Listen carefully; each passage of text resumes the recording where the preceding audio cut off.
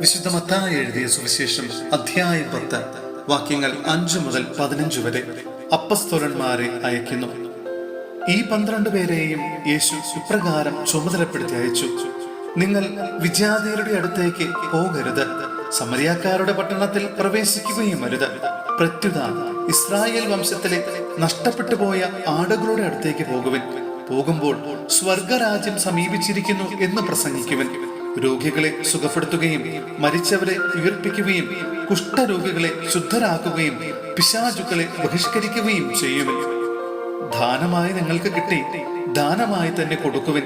നിങ്ങളുടെ അരപ്പട്ടയിൽ സ്വർണമോ വെള്ളിയോ ചെമ്പോ കരുതി വയ്ക്കരുത്. യാത്രയ്ക്ക് സഞ്ചിയോ 2 ഉടുപ്പുകളോ ചെരുപ്പോ വടിയോ കൊണ്ടുപോകരുത്. വേല ചെയ്യുന്നവൻ ആഹാരത്തിന് അർഹനാണ്. നിങ്ങൾ ഏതെങ്കിലും പട്ടണത്തിലോ ഗ്രാമത്തിലോ പ്രവേശിക്കുമ്പോൾ അവിടെ യോഗ്യതയുള്ളവൻ ആരെന്ന് അന്വേഷിക്കുകയും അവിടം വിടുന്നതുവരെ അവനോടുകൂടെ താമസിക്കുകയും ചെയ്യുവൻ. നിങ്ങൾ ആ ഭവനത്തിൽ പ്രവേശിക്കുമ്പോൾ അതിന് സമാധാനം ആശംസിക്കണം. ആ ഭവനം അർഹതയുള്ളതാണെങ്കിൽ നിങ്ങളുടെ സമാധാനം അതിൽ വസിക്കട്ടെ. അർഹതയില്ലാത്തതെങ്കിൽ നിങ്ങളുടെ സമാധാനം നിങ്ങളിലേക്ക് തന്നെ മടങ്ങട്ടെ. ആരെങ്കിലും നിങ്ങളെ സ്വീകരിക്കാതെയോ നിങ്ങളുടെ വചനം ശ്രവിക്കാതെയോ ഇരുന്നാൽ ആ ഭവനം അഥവാ പട്ടണം വിട്ടുപോരുമ്പോൾ നിങ്ങളുടെ പാദങ്ങളിലെ പൊടി തട്ടിക്കളയുവൻ. വിധി ദിവസത്തിൽ ആ പട്ടണത്തെക്കാൾ സോദോം ഗൊമോറ ദേശങ്ങൾക്ക് കൂടുതൽ ആശ്വാസമുണ്ടാകുമെന്ന് സത്യമായി ഞാൻ നിങ്ങളോട് പറയുന്നു.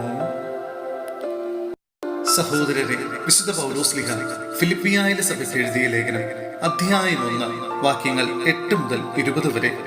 കൃതജ്ഞതയും പ്രാർത്ഥനയും. യേശുക്രിസ്തുവിന്റെ വാത്സല്യത്തോടെ നിങ്ങളെല്ലാവരെയും കാണാൻ ഞാൻ എത്രമാത്രം ആഗ്രഹിക്കുന്നുവെന്നതിനെ ദൈവം തന്നെ സാക്ഷി. നിങ്ങളുടെ സ്നേഹം ജ്ഞാനത്തിലും എല്ലാ തരത്തിലുമുള്ള വിവേചനാശക്തിയിലും ഉത്തരോത്തരം വർദ്ധിച്ചു വരട്ടെ എന്ന് ഞാൻ പ്രാർത്ഥിക്കുന്നു. അങ്ങനെ ഉത്തമമായവ തെരഞ്ഞെടുക്കാൻ നിങ്ങൾക്ക് കഴിയും.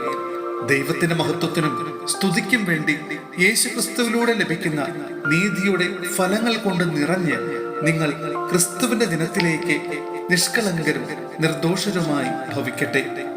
എനിക്ക് ജീവിതം ക്രിസ്തു. സഹോദരരെ, എനിക്ക് സംഭവിച്ചതെല്ലാം സുവിശേഷത്തിന്റെ പുരോഗതിക്ക് കാരണമായെന്ന് നിങ്ങൾ അറിയാൻ ഞാൻ ആഗ്രഹിക്കുന്നു.